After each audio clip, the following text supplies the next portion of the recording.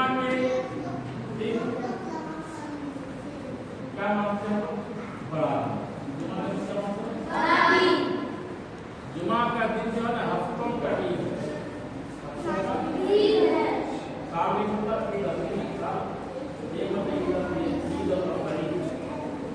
लेकिन हफ्ते में अगर इस तरह किया जाए तो हफ्ते की कौन सी दिन है? हफ्ते में कौन सा दिन ईद का दिन है? जुमा का दिन ईद का दिन है। जुमा का दिन तो जुमा में हम लोग क्या करते हैं? नमाज पढ़ते हैं। जुमा की नमाज क्या करते हैं? ठीक है। हफ्ते में एक मरतबा सारे लोग जुमा की नमाज पढ़ते हैं। जुमा मिल ज्यादा है।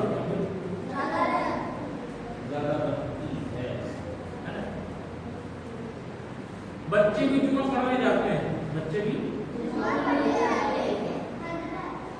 लेकिन एक बात बताओ, जब भी तुम लोग जुमा पढ़ने गए हो तो तुम्हारे घर वालों ने कभी कहा है कि बाबू जब मस्जिद जाओ तो वहां मस्जिद में हल्ला मत करना, कभी कहा है?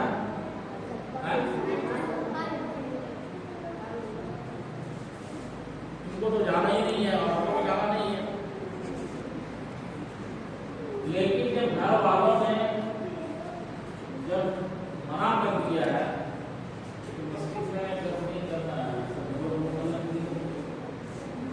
हम जिस भी मस्जिद में गए वहां पर हमने बच्चों को लड़ते देखा, झगड़ते देखा, बात करते देखा। बच्चा को बच्चा, बड़ों को भी हमने बात करते देखा, बड़ों को भी। और मस्जिद में बात करना कितना है? उसका बड़ा होता है, इसका बड़ा होता है। यानी तुम्हारे पास जो नेकी है, तुम्हारे पास अरे नेकी जब तुम करते हो ना तो वो एक जगह जमा होता है। वो एक जगह वो नेकी जमा होती है। ठीक है। कल क़यामत के दिन वो नेकी काम आएगी।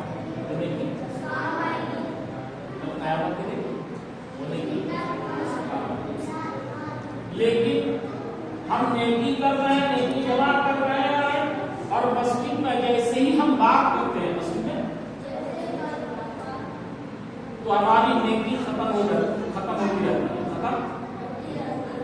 जब बात करते हैं, जैसे जैसे बात करते हैं, नेकी हमारी खत्म होती जाती है। नेकी हमारी कहाँ बात करने से नेकी खत्म होती है?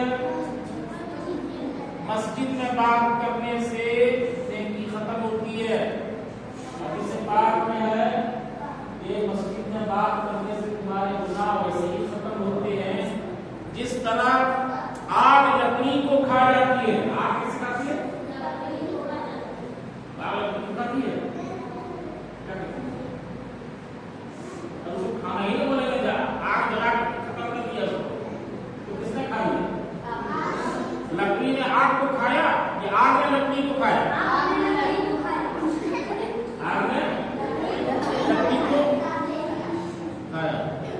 ठीक है। तो हमारा गुनाह किस तरह खत्म होता है?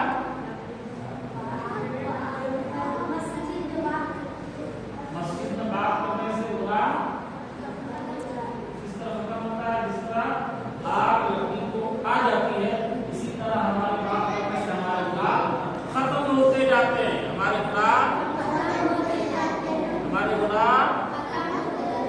इसलिए मस्जिद जाओ,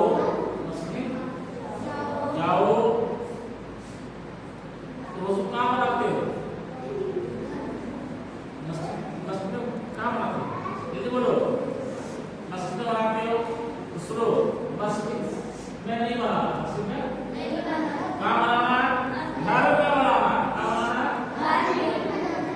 अब घर में बनाने से फायदा क्या होगा? सुनो, जब तुम घर में वजू बना करके जाओगे तो कहाँ जाओगे? तो वजू के साथ जब तुम चलोगे, वजू के साथ तो हर कदम पर नेकी, हर कदम पर सवाब, हर कदम पर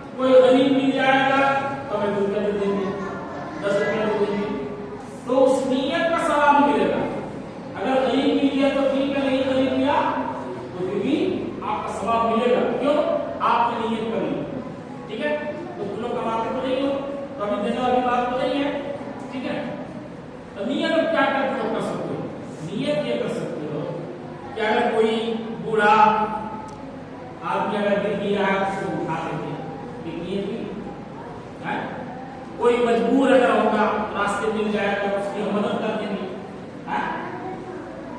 रास्ते में अगर कांटा गिरा हुआ मिल जाए तो उस कांटे को उठा करके किनारे कर देंगे। नियत हुई है। और नियत करो अगर रास्ते में पत्थर मिला होगा, पत्थर होगा, उस पत्थर को किनारे कर देंगे। क्या नियत हुई? चापने की। तो सिर्फ अगर वजू बना के अगर चलता तो हर कदम पर एक नेकी, हर कदम पर एक नेकी।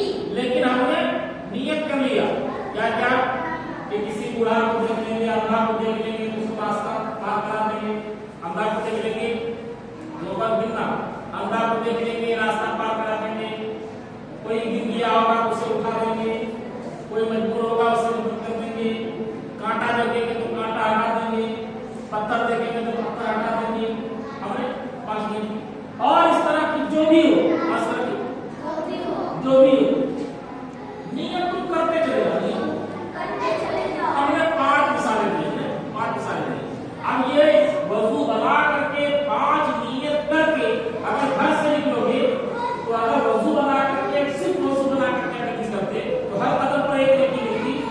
अब 5 नियत तुमने कर ली, क्या नियत कर लिया? 5 या फिर 10 चीजों की अगर तुमने नियत कर लिया, 10 चीजों की नियत कर लिया तो हर नियत पे एक सवाल, हर नियत का तो हर कदम पर एक सवाल, हर कदम पर एक सवाल नहीं कितना मिलेगा?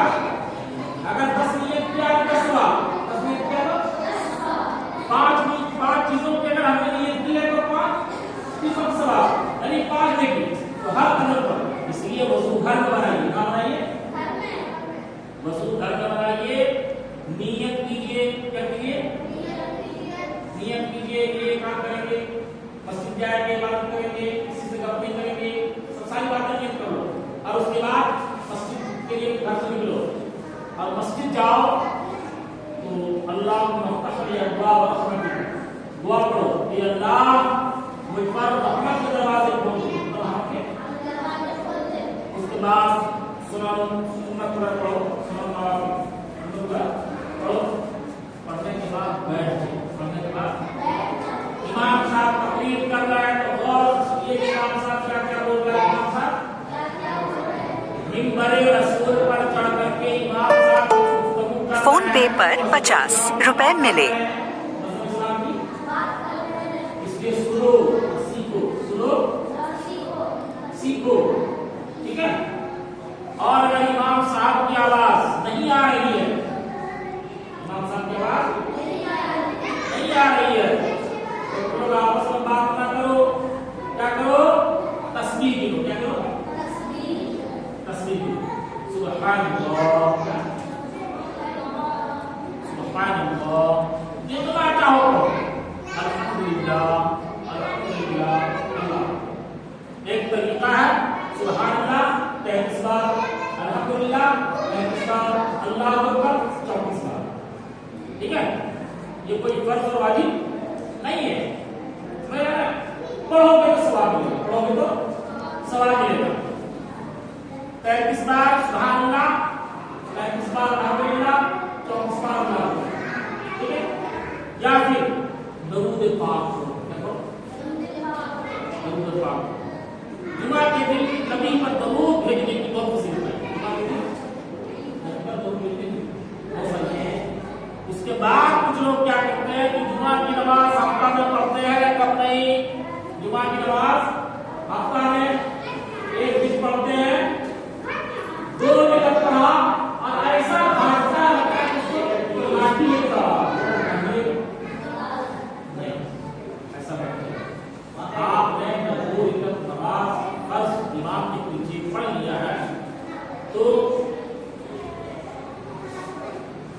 फर्ज नमाज के बाद, जुमा की नमाज के बाद उसको पढ़िए। उसके बाद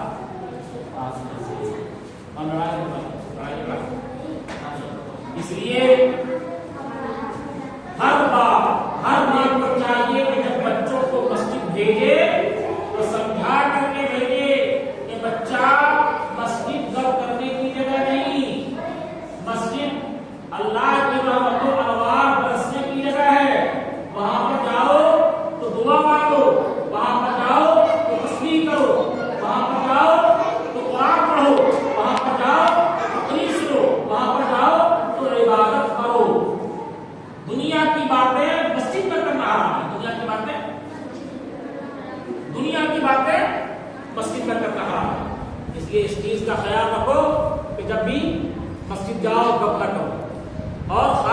की है, तुमको हम समझा रहे हैं, जब तुम बड़े हो जाना तुम भी अपने बेटे को समझाना कि बेटा मस्जिद गप करने की जगह नहीं है।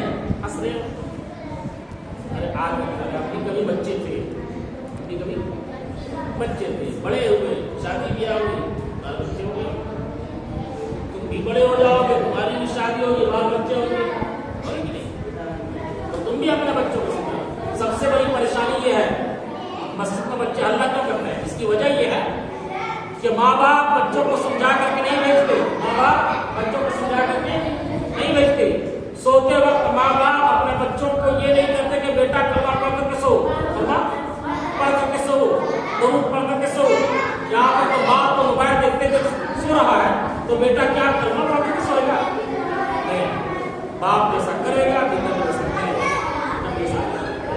ठीक है, इस चीज का ध्यान रखना, इस चीज का ध्यान रखना। मस्जिद जाओगे तो घर नहीं, ठीक है। आज जुमरात का दिन था, दुआ याद करना, ठीक है। कुछ बातें बता दें, अब उसके बाद सनीचर पाओगे इंशाअल्लाह।